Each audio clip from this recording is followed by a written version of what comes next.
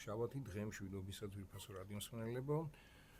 გრძელდება გადაცემა ძველი რადიო მედის პირდაპირ ეთერში და მინდა წარმოგიდგინოთ, არ ვიცი აი როგორ წარმოგიდგინო. მინდა წარმოგიდგინოთ პაატა მოისტრაფიშვილი.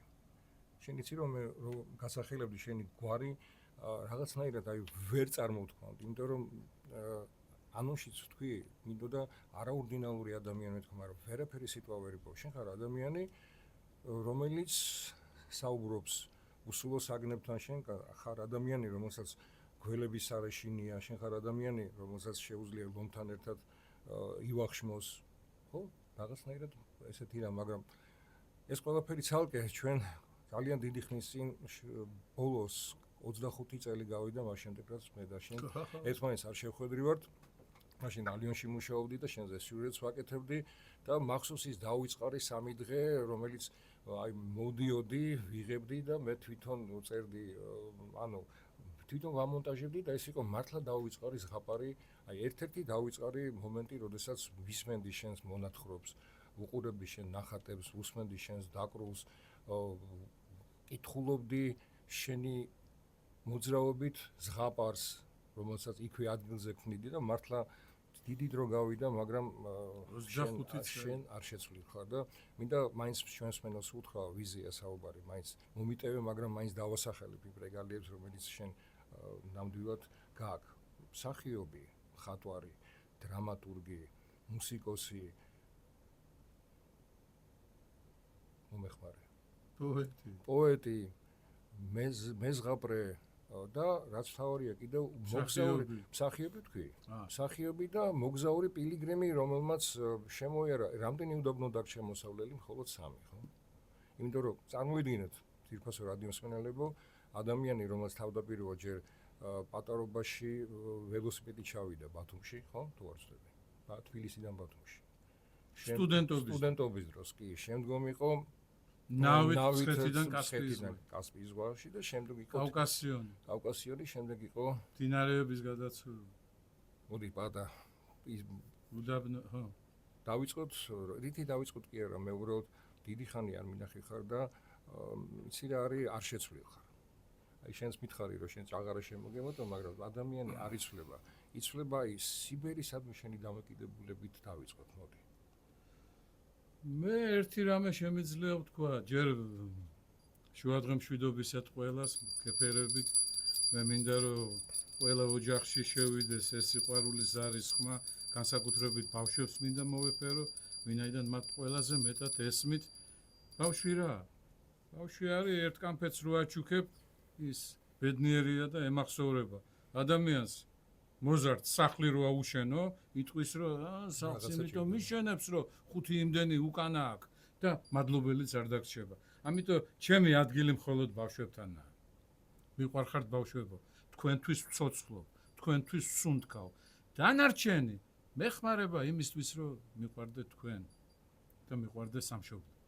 სიყვარულზე ჩამოვარდა საუბარი და მე მახსოვს შენი გამოფენები, რა თქმა უნდა, საოცარი მინდიზმი, რომელიც მიმდინარეობა, რომელიც ფაქტობრივად შენობით რომ მოგმართავ. გამოფენა მინდიზმი, საოცარი მიმდინარეობა, რომელიც შენი ჩამოყალიბებულია, შენი შექმნილია და მახსოვს საგამოფენო და უამრავი გულები. უამრავი გულები, ყველგან გულები, ეს სავსე ტომრები გულებით და ეს ყველგან, ეხლა ეს სიტყვა არ მინდა, მაგრამ ფაქტობრივად შენ ყოველი დღე შენთან ურთიერთობისა, ყოველი დღე არის რაღაცა, აი შენ აი დღის ფასი იცი, სიცოცხლის ფასი იცი. კი. ერთადერთი სიმდიდრე, რაც მე გამაჩნია, ეს არის მე ვიცი რა არის სიცოცხლე და რა შეუძლია სიცოცხლეს. იმიტომ რომ სიცოცხლეში ქმნის, სიცოცხლე მუდმივი მარადიული სწრაფვა, თუ კი მარადიული სწრაფვა არა, ის არის ჭაობი და ჭაობი თქვენ კარგად გესმით რაცაა. ამიტომ მუდამ უნდა იყო მოძრავი და მეც ვცდილობ ვიყო მოძრავი. მხოლოდ და მხოლოდ იმისთვის ვცოცხლობ და ვსუნთქავ, რომ ჩემი თვალით დავინახო გაბრწყინებული ქვეყანა. თუ მოვესწრები, ხო კარგი, თუ არა და იმ ქვეყნიდან ხო მაინც დავინახავ. ბატონო, ხო ჩვენ მოსახლეობას ვერ გააკვირვებ ქუჩების გადაკეთებით, მაგრამ შენ ხშირად აკეთებ ამას, მაგრამ არა იმ მიზეზის გამო, რასაც ხშირად ხდება ხოლმე, შენ ამას აკეთებ იმისთვის, რომ ბავშვებს მოუწყო სიყვარულის უბანი, ბავშვებს მოუწყო დიდი დღესასწაული და აი ეს მართლა უცნაურია ისი. ბავშვები. რა ვიცი, მე მათთვის ცოცხლობ. ბატონო, როგორ ახერხებ აი ეს გამბედაობა საიდან? არ ვიცი. იმიტომ რომ მე ერთი ჩვეულებრივი აბდალი კაცი ვარ და მიუხედავად ამისა, ხანდახან რომ დავფიქრდები, ისეთი რაღაცეები მაქვს გაკეთებული, რომ მე თვითონ მიკვირს. მე პატრიარქსაც დაუსვი, შეკითხვა უამრავ ჯერ გქონია ჩვენ საუბარი და მან მითხრა, რომ შენ ღმერთმა დაგინახა. ალბათ მართლა დამინახა ღმერთმა, იმიტომ რომ შეუძლებელია იმის გადაცურვა, რაც ადამიანს არ ეხელწიფება, შეუძლებელია იმის დაპყრობა, რაც ჩემნაირ სუსტ ადამიანს გამოუვიდა. ღვთის წყალობა და რწმენა. მე მგონი ყველაზე დიდი ამ ქვეყანაზე არის გჯეროდეს და გჯეროდეს სიკეთის და სიყვარულის. და როცა სიკეთის და სიყვარულის გჯერა, შენ გინდა ეს თუ არ გინდა, გადალახავ ყოველგვარ გადასალახს. ბატა იმდენად საინტერესო ადამიანია, რომ აი გავკანდები და ვიტყვი, ჩვენს მეტალს ვეტყვი, რომ შენზე ფილმიც არის გადაღებული. ხო, ბევრი ფილმია. იმდენი რაღაცა, ნუ მარტო აი ნებისმიერი სფერო. არა, ცოტა სირცხვილეც კი არა. ჩემზე არის 1 2 4 ფილმია გადაღებული მხატვრულ დოკუმენტური ცოცხალ კაცზე. ეს ცოტა უხერხულიც კია. მე ბევრჯერ უთხარი, აი პირველად რომ მიშამ გადაიღო ეს ფილმი ცაგარელმა. ხო, მაშინ მიხაროდა, იმიტომ რომ მთელი ცხოვრება დაპანჩურებული ვიყავი და მიშა ცაგარელმა დამინახა და ფილმი გააკეთა ჩემზე და გამიხარდა. მეორედ რომ გააკეთეს ფილმი, გამიხარდა რა თქმა უნდა, იმიტომ რომ ადამიანებს უხარია რომ მათზე კარგს ამბობენ. მესამედ რომ გააკეთეს, უთხარი რომ აღარ მინდა მეთქი რა. მერე მან მითხრა რომ ვინც იღებდა რომ მე მჭირდებაო ესო. მე ამიტომ ხელფას მაძლევენო და მეთქი მაშინ გადაიღე. მეოთხეთაც ასე. ფილმის გადაღება შენზე მაშინ აქვს აზრი, როცა შენ რასაც ოდნავ მაინც დაგიჯერებენ. ოდნავ, ხო? და როცა შენი არავის არ სჯერა, იღე და იცი რა არის ბატა, მართლა უცნაური კაცი ხარ და არა ხარ ისეთი როგორც ხვები. თუმცა ეს იმას არ ნიშნავს, რომ არა, ჩვენ სხვა რამეს ვამბობ. ბევრს არ ეყოფა გამბედაობა, გარეგნულად არ გეწყინოს და შერეკილი შთაბეჭდილება დატოვო, მაგრამ ამ დროს აკეთო ის, რაც შენ უნდა აკეთო. მიხვდი ხო, რასაც ვამბობ. რა ვიცი, შემოკეთილო, ფსიქიატრიულიც კი არ მაკლია, მაგრამ მე არავის არ ვამტყუნებ. მე ერთადერთი რითიც ბედნიერი ვარ, არავისზე გაბრაზებული არ ვარ. იმიტომ რომ ის რაც ჩემ თავს ხდება, უნდა მოხდეს ალბათ. როგორ შეიძლება მე ვინმეზე ან ცუდი სიტყვა ვთქვა, ან ვინმე გაუჭორო, ან ვინმეზე საერთოდ ვიფიქრო ცუდად. გამორიცხულია. იმიტომ კი არა, კარგი ვარ. დრო არა მაქვს სიცუდისთვის. მაგასაც ხო დრო უნდა. სად მაქვს მე მაგდენი დრო, რომ სიცუდაზე ვიფიქრო. ამიტომ ეს ჩვეულებრივი ამბავია. ეს არ ნიშნავს რომ მე კარგი ვარ. უბრალოდ დრო არა მაქვს. აი ესე უფრო ახსნი. გასაგებია. ბატა მე რომ ამბობდი რომ პატა უნდა მოვიდეს მეთქი მოისრები ეს რომელი რო რეკავს. ხდები არ გეწყინოთ. ხო, არა, ნუ სიყვარულის ზარია და ამ სიყვარულის ზარი დავდივარ და ყველას გეფერები და ამით ცოცხლობ. ესაა ჩემი სიცოცხლე. დავდივარ და ვრეკავ და ვლოცავ ყველას. მე ერთი მოხეტიალე აბდალი მლოცველი კაცი ვარ. ბატა მე მაინც მინდა დავბრუნდე აი პილიგრიმობა შენსას. იმ აი საშინელ დროში, ნუ ეხლაც არ არის დაალაგებული ვითარება, მაგრამ 90-იან წლებში, როდესაც აი იმ საზღვრების გადალახვა, ალბათ საპატიმროებშიც ხშირად. კი, უამრავჯერ. ხო, ნუ მიჭერდნენ საზღვრის დარღვევაზე ძირითადად, რომ ხან შპიონს მეძახდნენ, ხან ირანში მირბის, ხან იმაში. ხო, მაგრამ ესეც უნდა აპატიო.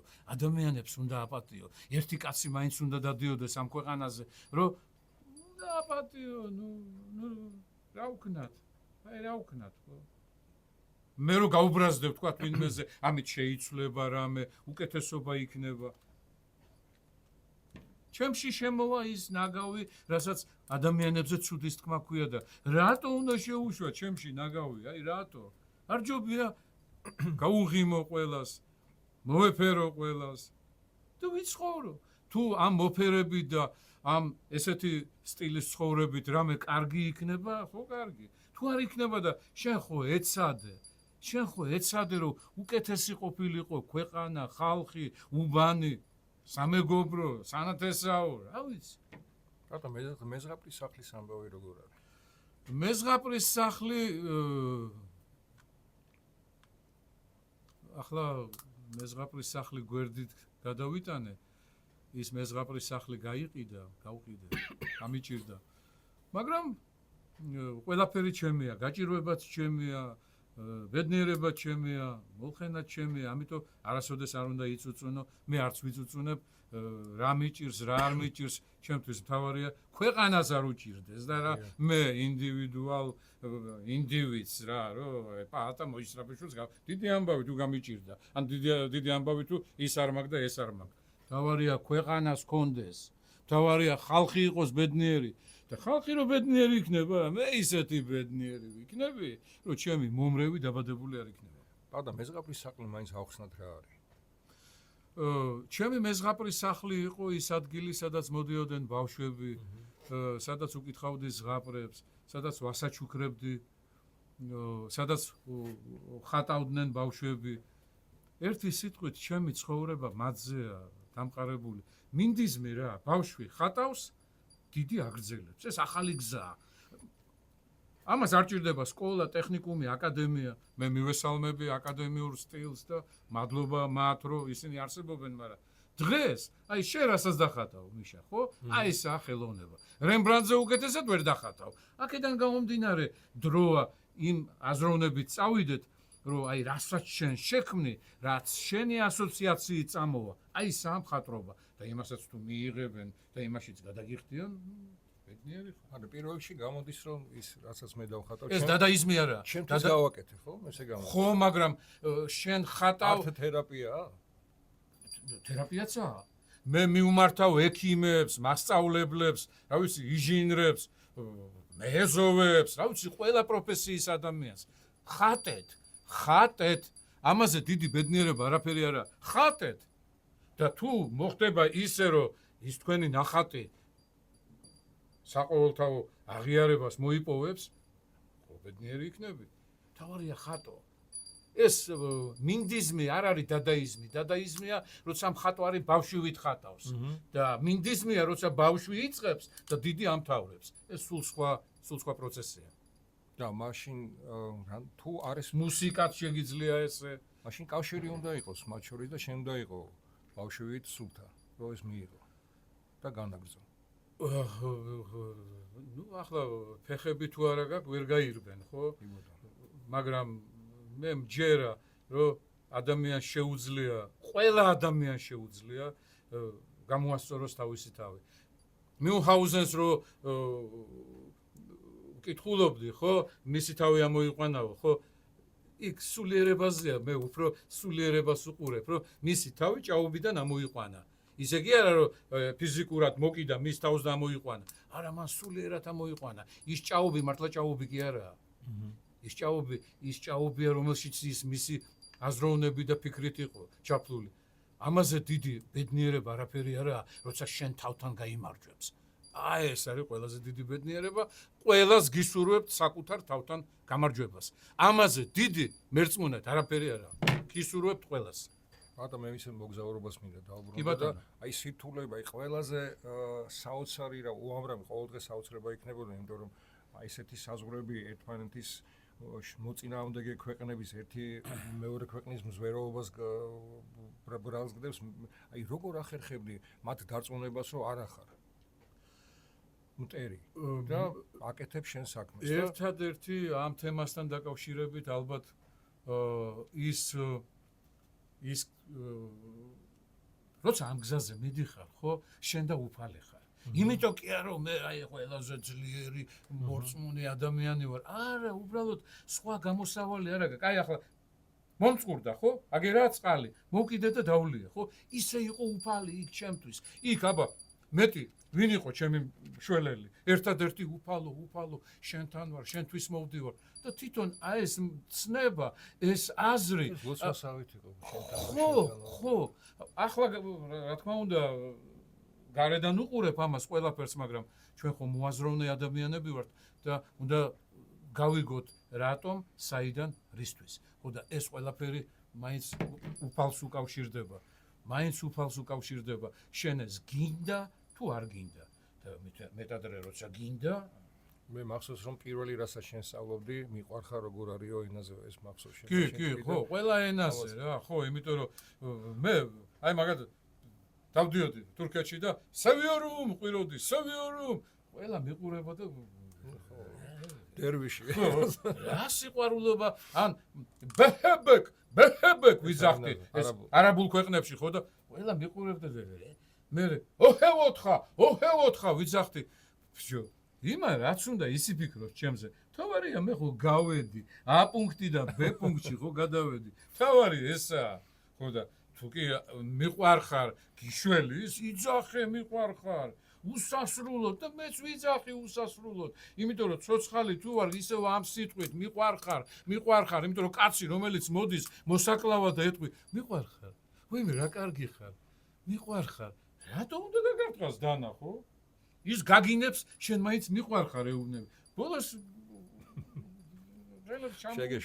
შეიძლება ის დანაც გაჩუქოს მე შენ ადგე და იმ დანით 9 დაიწყო და ყვავილი დარგვა მე ახლა სიყვარულზე ჩამოვარდა საუბარი და ფერებაზე ორი სიტყვა რო არა ვთქვათ შეუძლებელია ადამიანზე რომელიც შენ გეხმარება იყო ისეთი როგორიც ხარ ესე ძალიან დიდი დამსახურებაა და ახლა გაძლება სიტყვა არა მაგრამ ერთმანეთისთვის შექმნილები ხართ და მართლა საოცარი იყო თქვენი შეხვედრა და საოცარია ურთიერთობა დღესაც თქვენი ხო მე ვიყავი ეკლესიის დარაჯი აი დაილოცოს უფალო შენი სამართალი როცა აი ესეთ სასწაულს მაშინ ეკლესიას კი არ იყო ხო მე მგონი არა მაშინ იყო ის მუზეუმი იყო მედიცინის ისტორიის მუზეუმი ხო მე ვცხოვრობდი პარკებში მიტოვებულ მშენებლობებში თუ გახსოვს დიდი ჭადარი იყო იმ ჭადრის რუსთაველზე გვერდით 15 კაპიკიანებს ვაგდებდით ხო იქ მეძინა და იმ პოლიციელს არა მაშინ მილიციელი იყო მილიციელს ველაპარაკე რომ მე არ ვარ ის ადამიანი რომ რამე გავაფუჭო და იქ გასათბობ იმასთან მილთან ვიწექი და არაფერს არ მეუნებოდა მე ერთმა ძალიან დიდმა პოეტმა და დიდმა ადამიანმა ტარიელ ჭანტურიამ მას თხოვე რომ კიროვის პარკი ერქვა მაშინ კიროვის პარკში საყარაულოა იქ და თუ შეიძლება თვითონ დარაჯი ხელფასს მიიღებს და მე ვიცხოვრებ იქ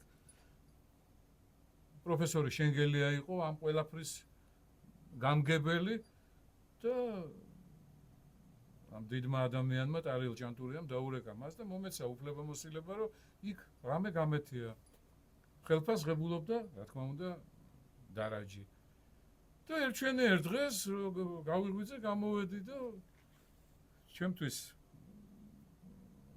პასტა მქონდა ფუნჯი მქონდა თუ არ მქონდა დაგდებული ასანთით მიწაზე რაღაცას ვხატავდი ხო და თავი ავწია და სკამზე იჯდა ქალი გოგონა რომელიც საოცრებაა და გახდა ჩემი მეუღლე ერთადერთი რაც უთხარი ციდან ხო არ ჩამოფრინდი მეთქი მას გაუცდა სამედიცინო ინსტიტუტში ლექცია და შემოვიდა იქ დაჯდა და ესე მოხდა და სახელი სხვა ქონდა და შენ შეარქვი და დარჩა და ხო იმ სახელს არც ვეძახი ისე მე მგონი მაია ქვია ეხლა რა ქვია ფერება ბატა მსახიობი იყავი არაჩვეულებრივი სახასიათო როლები ქონდა ყოველთვის იყავი გამორჩეული და ყოველთვის გირჩევდნენ იმისთვის რომ ანუ სხვა ამას ვერ გააკეთებდა თუ არა შენ იმიტომ რომ აი იმ ხასიათის მიმიკით იმ ჟესტებით ჩნდებოდა ზუსტად ის ხაზი რაც ჩაფიქრებული ქონდა რეჟისორს დღეს ხანს.